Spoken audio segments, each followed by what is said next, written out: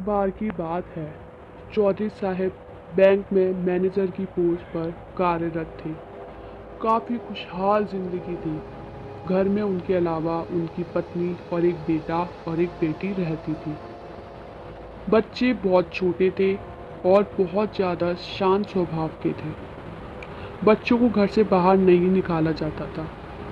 उनकी बेटी बहुत सुंदर थी, इसलिए उसे घर पर रखा जाता था, बिल्कुल परी की तरह। अगर कोई उनके घर पर उनसे मिलने आता तो बेटी को देखता उसे बिना प्यार के रह ही नहीं पाता। बेटी थी ही इतनी प्यारी, सभी के पास चली जाती थी। जिंदगी काफ़ी अच्छी गुजर रही थी। चौधरी साहब का ट्रांसफ़र शहर से थोड़ी दूर एक गांव में हो गया। उन्हें आने जाने में बहुत समस्या होने लगी। कुछ दिनों तक वो पुराने घर से ही आया जाया करते थे। फिर उन्हें गांव में एक छोटा सा घर मिला।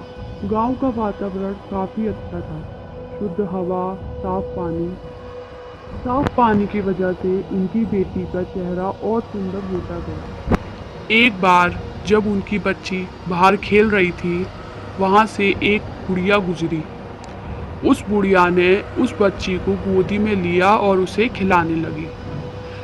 उसी समय चौधरी साहब की पत्नी बाहर आई और उसने उस बुढ़िया को अपनी बच्ची के साथ खेलते हुए देखा।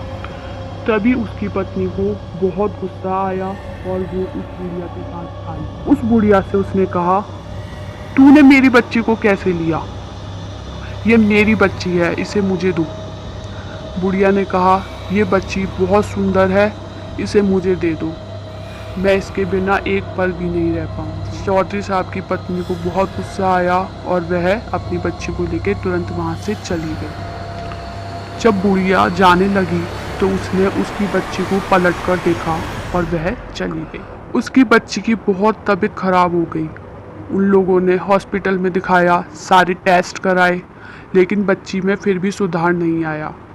तब वह एक झाड़ी बाबा के पास गए। तब उस बच्ची की तबीयत में थोड़ा सुधार आया। झाड़ी बाबा ने उनको एक ताबीज़ दिया। कुछ समय बाद उनकी बच्ची बाहर खेल रही थी। खेलते खेलते वह नज़र नहीं आई। तब चौधरी साहब ने अपनी बच्ची को पूरे गांव में ढूंढा। उनकी बच्ची कहीं नहीं दिखी। वह थोड़ा ही दूर गए तो उन्होंने एक थाने में रिपोर्ट कराई। चौधरी साहब की पत्नी को आभास हुआ कि उस बुढ़िया से पूछा जाए।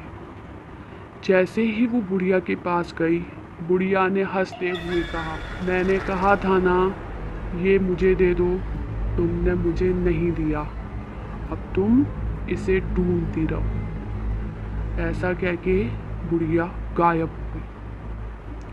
थोड़ी ही दूर जब वह चलने लगी तो उनको उनकी बच्ची की एक छोटी सी फ्रॉक मिली। उनकी बच्ची फिर भी ना मिली। उसको देख के उनकी पत्नी रोने लगी। आज 40 साल बाद भी उनकी बच्ची का कोई पता नहीं है। तो दोस्तों, ये थी आज की कहानी।